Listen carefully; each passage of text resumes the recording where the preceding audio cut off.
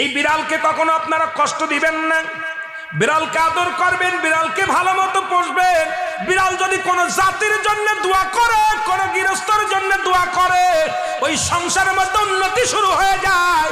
ওই সংসারের মধ্যে আর এক নাম্বার হলো, যে ঘরে বিড়াল থাকে সেই ঘরে জিন আসতে পারে না, জিন বাস করতে পারে না।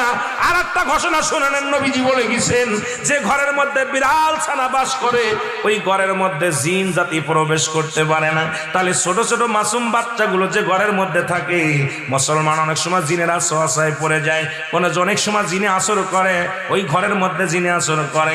যে ঘরের মধ্যে বিড়ালকে আদর করে বিড়াল থাকে, ওই ঘরের মধ্যে বিলাই বিড়াল বিড়াল বিলাই বিলাই, এইটা যার ঘরের মধ্যে আছে এই ঘরের মধ্যে দুষ্ট জিনেরা আসতে পারে না। জোরে জোরে চিল্লায়া বলা যাবে না মারহাবা। একবার নবী সুলাইমান আলাইহিস সালাম শুনতে পাইলেন পাশের বাড়িতে একটা কুকুরকে কষ্ট দিয়ে বিষ